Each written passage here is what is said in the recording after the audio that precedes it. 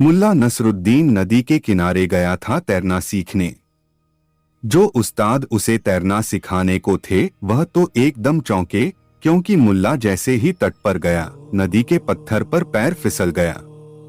एक पैर तो पानी में पड़ गया, साथ ही कपड़े भी भीग गए। वह एकदम उठा और घर की तरफ भागा। उस्ताद ने कहा कि बड़े मियाँ कहाँ जाते हो? मुल्ला ने कहा कि अब जब तक तैरना न सीख लूं नदी के पास पैर न रखूंगा। यह तो खतरनाक काम है। यह तो उसकी दुआ कहो या उसकी कृपा कहो। अगर जरा और फिसलकर अंदर चला गया होता तो उस्ताद मेरा क्या हुआ होता? तैरना सीख लूंगा तभी पानी के पास भटकूंगा। उस्ताद ने पूछा, तब तैरना कहाँ सीखोगे? मुल्ला ने कहा, गद्दे तकिए बिछाकर तैरना सीख लूंगा। उस्ताद ने उसे समझाया कि गद्दे तकिए बिछाकर तुम कितना भी तैरने का अभ्यास कर लो, पानी में काम न आएगा। ख्याल रखना, हाथ पैर पटकना सीख लोगे गद्दे तकिए पर, लेकिन पानी में सब बेकाम हो जाएगा। तैरना सीखने के लिए भी पानी के पास जाना ही पड़ता है। परमात्मा का अस्तित्व कैसे सिद्ध करोगे? तर्क से, विचार से? तो तुम उल्टे काम में लग गए। परमात्मा को जाना है लोगों ने निर्विचार से।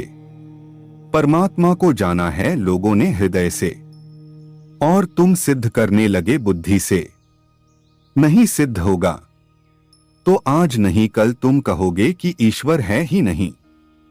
और एक बार तुम्हारे मन में यह बात गहरी बैठ गई कि ईश्वर है ही नहीं, तो बस अटक गए।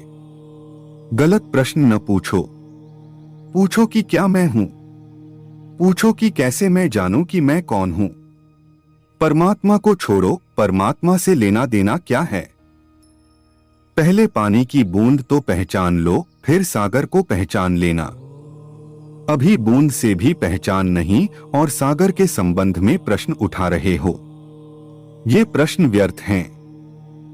इसका उत्तर सिर्फ ना समझ देने वाले मिलेंगे।